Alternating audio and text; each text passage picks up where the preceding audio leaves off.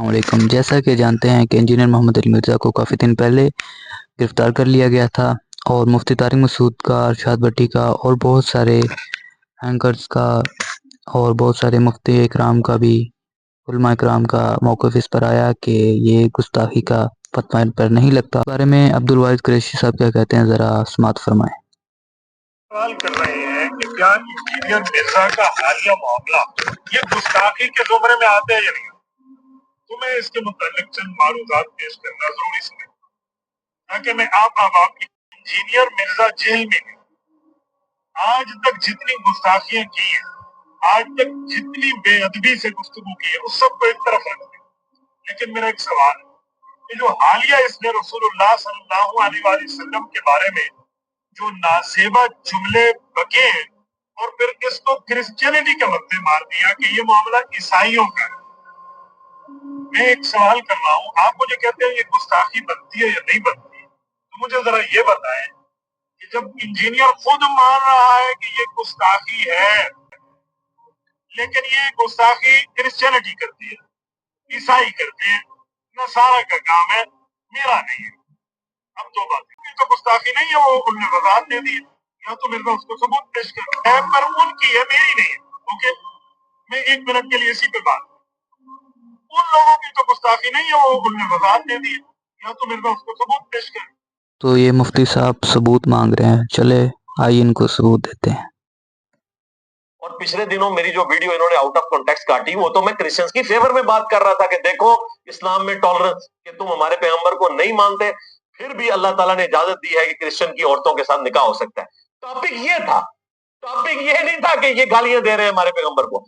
اور اس میں بھی میں نے جملہ بولا کہ کرسچنز ہمارے پیغمبر کو نعوذ باللہ دجال سمجھتے ہیں، کہتے ہیں نہیں، میں نے بولا کہیں گے تو ان کے ساتھ کیا ہوگی، سمجھتے تو ہیں، ان کا عقیدہ ہے، جائے مناظرے رکھے ہوئے ہیں اتنے بڑے بڑے، وہ تو بلکہ انجیل کی آیات پیش کرتے ہیں کہ جی انجیل میں جو ہے کہ قیامت تک دجال پیدا ہوں گے، جو دراصل یہ خود ہیں، ان کے بڑے بڑے جو پادری ہیں وہ ہیں جنہوں نے عیسیٰ ابن مریم کی تعلیمات کو ٹیمپر کر کے ڈیوینٹی میں کلیم کر دیا، خدا کے ساتھ لا کے کھڑا کر دیا۔ ان دجالوں کا ذکر تھا، لیکن نعوذ باللہ وہ ان آیات کو رسول اللہ کے اوپر لگاتے ہیں اور کہتے ہیں عیسیٰ ابن مریم نے ہمیں پہلے بتایا تھا قیامت تک پیغمبر آئیں گے۔ یہ لے مفتی صاحب، آپ ثبوت لے لیں۔ تو یہ نہ سمجھیں کہ صرف وہ مسیح الدجال، جھوٹے مسیح جو کانا ہوگا اس کو دجال سمجھتے ہیں، نہیں، وہ نبی اسلام کے بارے میں بھی یہ عقیدہ ہے اور مناظروں میں انہوں نے بولا ہوا ہے، کتابوں میں لکھا ہوا ہے باقاعدہ۔ کتنے سال ہو چکے ہیں، کتنی صدیاں ہو چکی ہیں، محمد کہاں ہے؟ جو لوگ محمد پہ انتھا ایمان رکھے ہوئے ہیں وہ گمراہ ہیں، وہ گمراہ ہیں، امام گمراہ ہیں، مسلمان حکومتیں گمراہ ہیں، سب مبشر مبلغ تقریریں کرنے والے گمراہ ہیں، آپ سب گمراہی کا شکار ہیں۔ جو یہ کہتے ہو کہ محمد کے بغیر ہمارا ایمان مکمل نہیں ہے، ٹوٹلی مکمل طور پہ گمراہ ہیں آپ۔ اب کئی کرسچن جو ہے وہ سامنے، مولانا آگے سوال ہے کہ کہتے ہیں کہ عیسائی کا جھوٹا کھا لو، یعنی عیسائی کے ساتھ بیٹھ کے کھا لو، مگر شیعہ کے ساتھ نہ کھاؤ۔ ہاں، کیا شیعہ کے ساتھ رشتہ داری جائز ہے؟ کس طرح ذہن نے اندھا کر رکھا کہ وہ جو رسول اللہ کو مانتا ہی نہیں، دجال اور کذاب کہتا معاذ اللہ، اس عیسائی کے ساتھ کھا رہو جو حضور کے نام پر جان قربان کرتا، صرف آپ سے اس کا ذہن مختلف ہے، آپ اس بیچارے کو کہتے ہیں اس کا نہ کھاؤ۔ آپ یہ مسئلہ سن لیں، صرف یہ شیعہ وغیرہ کی بات نہیں، دنیا کا کوئی انسان جس کا برتن صاف ہو، کوئی حرام چیز نہیں اس میں، اور اس کے ہاتھ وغیرہ صاف ہو، آپ اس کے ہاتھ کا پکا ہوا اس کے ساتھ مل کر ایک ہی برتن میں اس کا چھوڑا ہوا کافر تک کا، سن لیں، وہ کافر ہے، بہتا پھرے گا، مگر انسان ہونے کے سبب اس کا اکرام لازم، ہم اس کی توہین نہیں کر سکتے۔ جب آپ کرسچینٹی کو فالو کیا کرتے تھے، آپ مسلمانوں کو کس نگاہ سے دیکھا کرتے تھے؟ اسلام کا کیا تصور تھا آپ کے ذہن؟ مسلمانوں کے بارے میں جو ہمارے تصورات تھے، یہ جو ہمیں بتایا جاتا تھا، سمجھایا جاتا تھا، سکھایا جاتا تھا، وہ یہ تھا کہ یہ ایک ایسے دین کے ماننے والے ہیں کہ جو ایک خود ساختہ دین ہے۔ محمد صلی اللہ علیہ وسلم کے بارے میں معاذ اللہ अल्लाह सुब्हानहू व तआला उन लोगों को हिदायत अता फरमाए, और अगर उनकी हिदायत मुकद्दर में नहीं है तो अल्लाह उनको हलाक फरमावे। हमें ये बताया जाता था कि मोहम्मद सल्लल्लाहु अलैहि वसल्लम एक अरब के नौजवान थे, देयर वाज 5 मेंबर टीम, 5 लोगों का ग्रोह था, और मोहम्मद सल्लल्लाहु अलैहि वसल्लम के पास जो है वो फक्र फाका था, जिस तरह उनकी जिंदगी से जो है वो इमेजिनाइज किया जाता है, और बताया जाता है कि उन्होंने एक जो है वो प्लान किया कि हम एक नए मजहब की, नए दीन की बुनियाद रखेंगे, जबकि वहां पे दीन इब्राहिम तो मौजूद था, लेकिन उन्होंने एक नए सिलसिले का आगाज किया। उसके साथ जो लोग थे, अबू बकर सिद्दीक थे, अली रज़ी अल्लाह ताला अन्हु, बिन नौफल, खदीजा रज़ी अल्लाह ताला अन्हा, और आप सल्लल्लाहु अलैहि वसल्लम। तो इन्होंने गौर फिक्र किया, मोहम्मद सल्लल्लाहु अलैहि वसल्लम गारे हिरा में मेडिटेशन किया करते थे, गौर फिक्र किया करते थे कि क्या होना चाहिए क्या नहीं। वर्का बिन नौफल तौरात, ज़बूर, अंजील से चीजें निकाल के इनको दिया करते थे। अबू बकर सिद्दीक असफार किया करते थे, और जो वहाँ की इलाकाई कहानियां जो होती थी उनको लाते और उसमें ऐड ऑन करते रहते। तो करते करते इन्होंने एक बुक कंपाइल की, उसका नाम इन्होंने रखा, कहा कि मुफ्ती साहब कर रहे हैं कि मुफ्ती तारिक मसूद साहब ने इंजीनियर के हक में बात क्यों की है। चलिए सुनते हैं।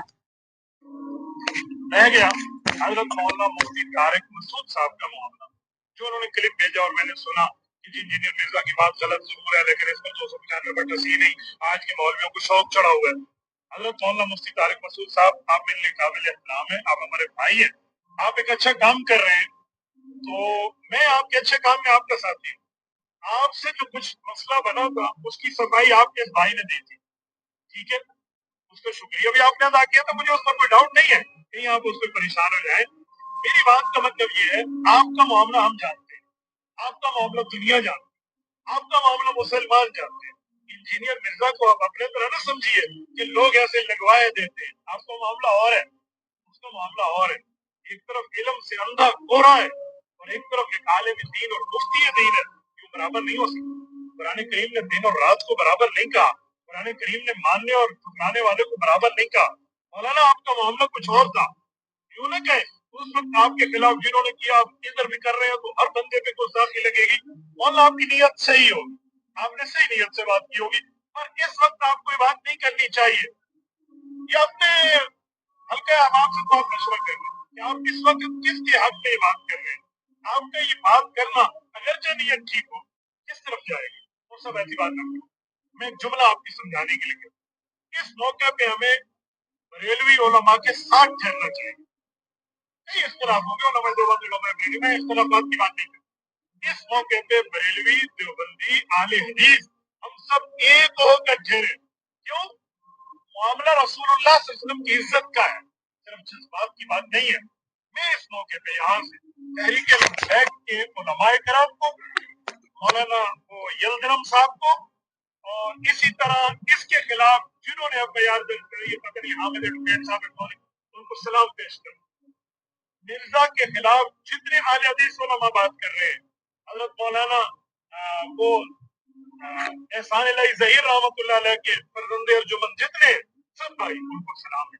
इस तरह मौलाना मोहम्मदी साहब है कराची हैदराबाद से, वो सैफ साहब, वो काम कर रहे हैं, बेहतरीन है। तो इस तरह मेरा अगरचे उनसे इख्तिलाफ हो, लेकिन इख्तिलाफ एक एहतराम के साथ, दलाइल के साथ। मौलाना ताला बंदियाल भी कर रहे हैं, बेहतरीन कर रहे हैं। मैं इस मौके पे इन सबको, मुफ्ती साहब की बात सुनी, इंजीनियर के बुक्स में सब इकट्ठे हो रहे हैं। पहले तो एक दूसरे को मुसलमान नहीं समझते, एक दूसरे के पीछे नमाज नहीं पढ़ते, लेकिन इंजीनियर के बुक्स में अब देखें सब के सब इकट्ठे हो रहे हैं। जो बंदी वाले हदीस बरेलवी, इनको तकलीफ मुझसे इसलिए होती है कि मैंने इनके फिरके की मंजी ठोक दी है, तो ये वो बातें पकड़ते हैं। तो मैं ये ज्यादा से ज्यादा कहूंगा कि मैं अकेला पढ़ा लिखा बंदा कहां जाऊं, इन जाहिलों से मेरा वास्ता पड़े।